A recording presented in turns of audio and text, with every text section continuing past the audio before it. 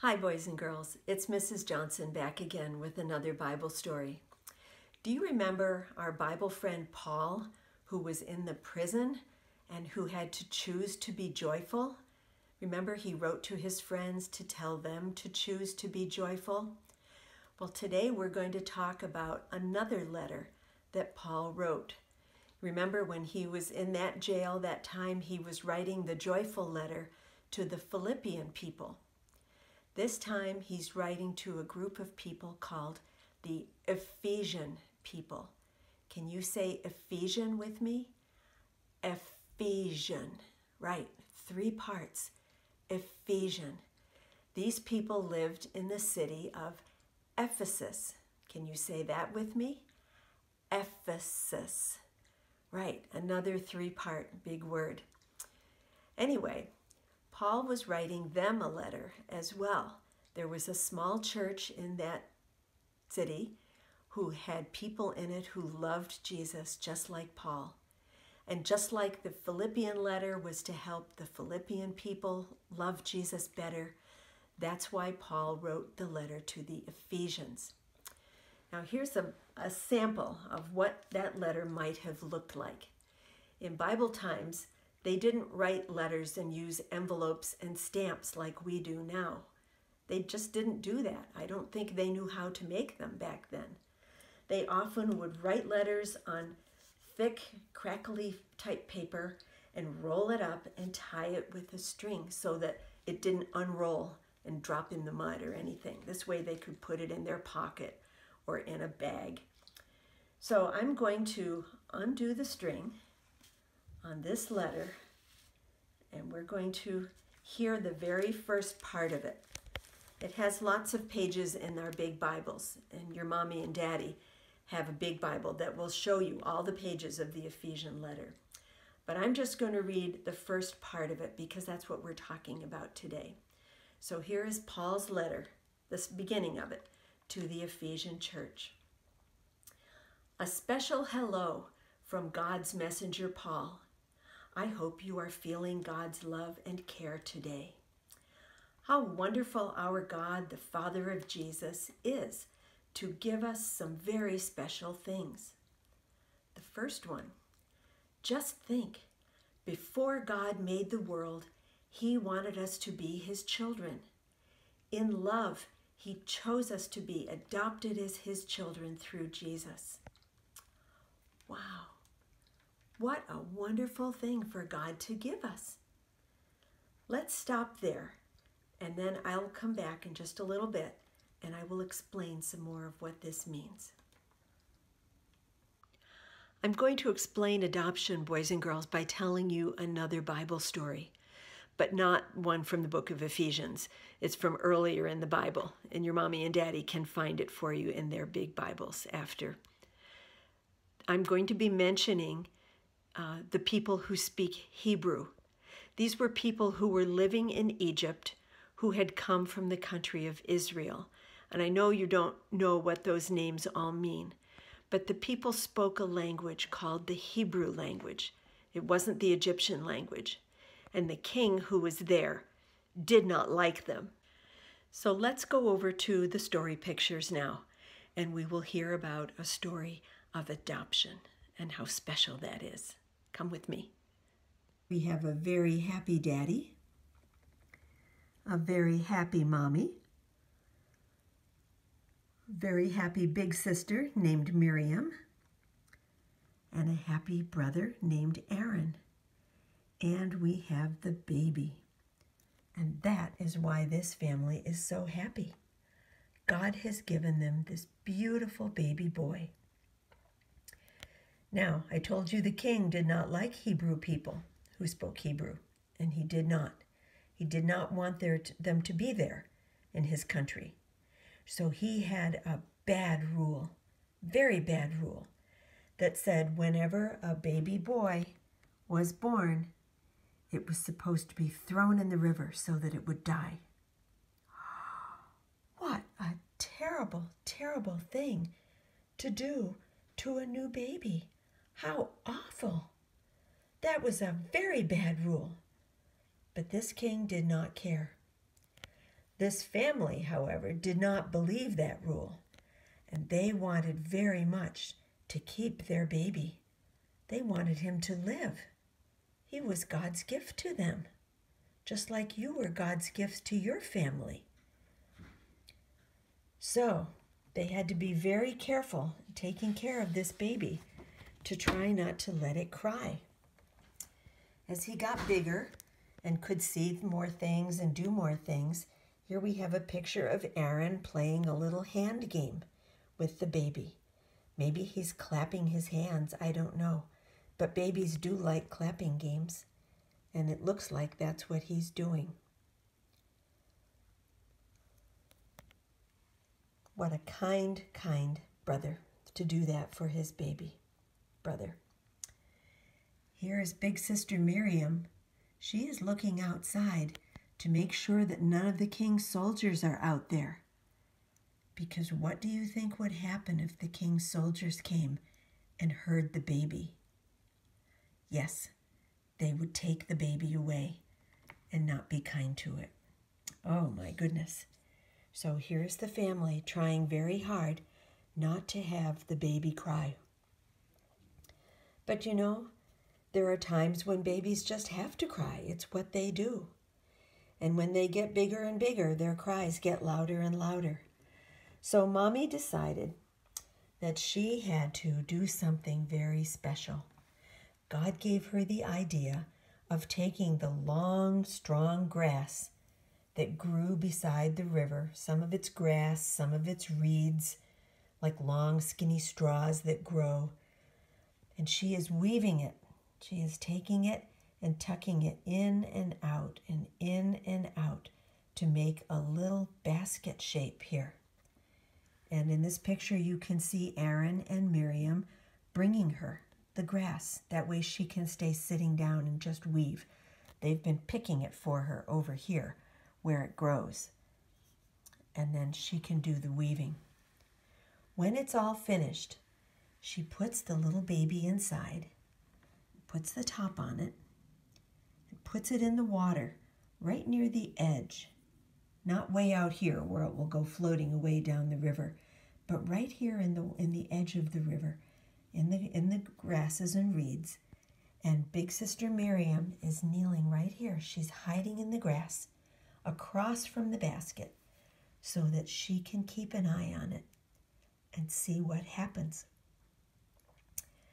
After a while, she heard someone coming.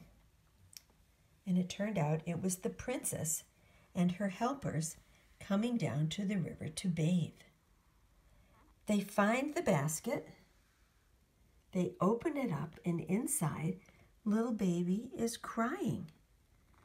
And she picks it up and she feels sorry for the baby. She likes this baby. And she says, "Oh, this is one of the Hebrew babies that my father is trying to hurt. But I like this baby. I don't want him to be hurt." Miriam comes out of hiding, right here, and says, "Princess, would you like me to bring one of the Hebrew mommies to come and take care of this baby and feed it for you?" And the princess says, "Yes, yes, bring me a Hebrew mother who can take care of this baby and feed it for me. I will pay her, and when the baby is old enough to leave its mother, then he will come and be my child in the palace." So Miriam runs home, and she finds her mommy and her daddy to take care of this little baby. Now, he's not a baby in this picture anymore, right? Because babies don't stay babies. They grow. Are you growing? Yes. Are you still looking like a baby? No, you are bigger boys and girls now. And here is their baby. Look, he's grown enough that he can sit up. He couldn't sit up in the other pictures. He was too small. But now he can sit up. Oh, and what do I see outside? These look like the king's soldiers. Oh, Do you think this baby is still safe, this little boy? Yes, he is. In this picture, the soldiers are not coming to take him away and hurt him. They are watching the house and making sure that no one else comes and tries to hurt this little boy, because he is going to be the princess's little boy when he gets bigger. So he stays with his mom and his dad and big brother and big sister. They're not in this picture right now, but he stays with the family, and I'm sure that they told him how God took care of him and protected him and let the princess find him, and they loved him. And I'm sure that they taught him how to love God too, the same God who made him and cares about him, just like that God made us and cares about us. And when he was old enough to leave his family, here he is at the palace with the princess. I have to back up a little because he's gotten bigger now. Look, he's getting big. He's a big boy now. And he is here to meet the princess, who will be his new mommy. She is adopting him. She has chosen him to be her special boy. She even gives him a new name. The Bible never told us what his first name was, but the princess's name for him is Moses. You've probably heard this story before about baby Moses in the basket, and that's exactly what this is. Moses. That name means taken out of. She took him out of the river. Remember? If we go back and look at that picture, here they have taken him out of the basket, which was in the river, and brought him up into her arms. She has taken him out of the river. So she names her boy Moses, and that means taken out of.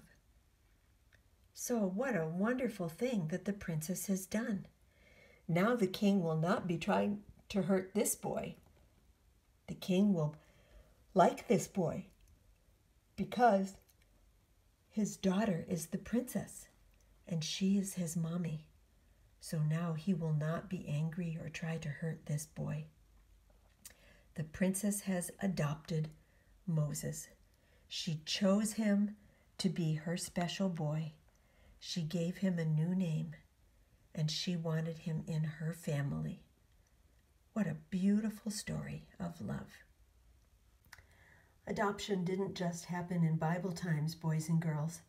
There are still people today who are choosing people to adopt into their family. The man in this picture is one of Mr. Johnson's and my big boys, all grown up and married, and he and his wife have adopted 4 girls into their family. Little girls whose moms either have died or couldn't take care of them, or for whatever reason, just were not able to give these girls the love and the care that they needed. And our son and his wife knew that God wanted them to take these children in and love them into their house. So now they get to call me Grandma, and it's a very, very special thing. Let's do our Bible words next. We have some new Bible words too, boys and girls, to learn. I'll point to them as I say them, and then I'll explain them, but I'll read it all the way through first. In love, he, that means God, he chose us to be adopted as his children, that means God's children, through Jesus. And that means because Jesus died to take away our dirty sin spots. And it's in the book of Ephesians, part 1, little part 5. Ephesians 1:5.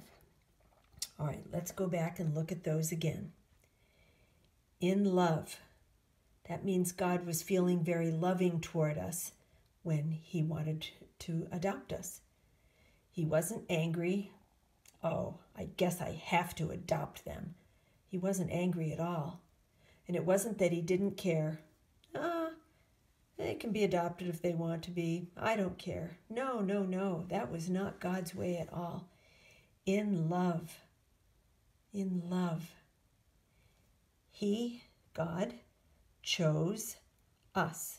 Chose is part of the list. Sounds a lot like the word choose. If you choose a color out of a box of crayons, that means you pick out the one or two that you want to use right then.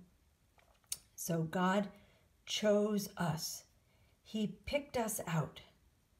He looked down and he said, right there, that little friend of Mrs. Johnson's, I want that person to be one of my children. I want that person to love Jesus and be in my family. So he chose us. That means me and you, if you love him. To be adopted. And that means, remember we talked in the story of Moses and the princess? To be adopted means to be brought into the family as a very, very special person. Maybe even have a new name. God did give us a new name when he adopted us. We are called Christians, and that means people who followed Jesus. So, in love, he chose us to be adopted as his children. That means as God's children. God wanted us to be his children, not just people that he made, because he made everyone, but only those people who love Jesus and thank him for dying for their dirty sin spots. Only those people are the ones that can be adopted as his children. And he wanted us to be children in his family, not toys or plants or pets. Those are all very nice things. But he wanted us to be adopted as his children. And how does that happen? Through Jesus. Jesus died to take away our sins.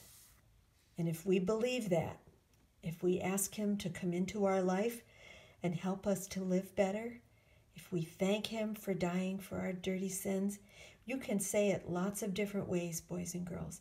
But if we have done that, then we have been adopted into God's special family. We have a new family. We don't lose our old family. We still have that. God knows they're special for us. But we now have the new family of all the people who love Jesus. So let's say it again. In love, he chose us to be adopted as his children through Jesus. Ephesians 1:5. Right. Now I know that's a lot of words, and it's okay if you can't remember them all this week. I will be working on it myself. Sometimes it's just not easy to learn them all up in our head. But we'll practice it each week, and I will be trying to practice it each day so that I can remember them. And each week we'll practice them and say them together. And I know that you'll be able to learn them because you've been able to learn the other ones. Here's our picture of Moses in the palace with the princess. Let's see if I can get far enough away to get the words and the picture. There. Does that work? In love, he chose us to be adopted as his children through Jesus. Ephesians 1:5. And remember the story of Moses and the princess, because that's what adoption is about. We have a new song for Ephesians, boys and girls. It's called I'm Adopted into His Family. And it means I'm adopted into God's family. And it sounds like this. If I love Jesus, I am chosen by God. If I love Jesus, I'm forgiven by God. If I love Jesus, I am sealed with his love. I'm adopted into his family. Jesus died to take away my sin. He rose again and he wants to be my friend. He makes me wise so I can live for him. I'm adopted into his family. Okay, now we'll bring the camera a little bit closer so you can see my mouth while I'm singing. If I love Jesus, I am chosen by God. If I love Jesus, I'm forgiven by God. If I love Jesus, I am sealed with his love. I'm adopted into his family. Jesus died to take away my sin. He rose again and he wants to be my friend. He makes me wise so I can live for him. I'm adopted into his family. All right, now I'll sing it for a third time, and this time I'll add some clapping to it. So we'll need to get the camera where we can see my hands clapping. You can get your hands ready too if you want. If I love Jesus, I am chosen by God. If I love Jesus, I'm forgiven by God. If I love Jesus, I'm sealed with his love. I'm adopted into his family. Jesus died to take away my sin. He rose again and he wants to be my friend. He makes me wise so I can live for him. I'm adopted into his family. Very nice, boys and girls. I'll sing it each week and you can join me whenever you feel like it. Bye-bye.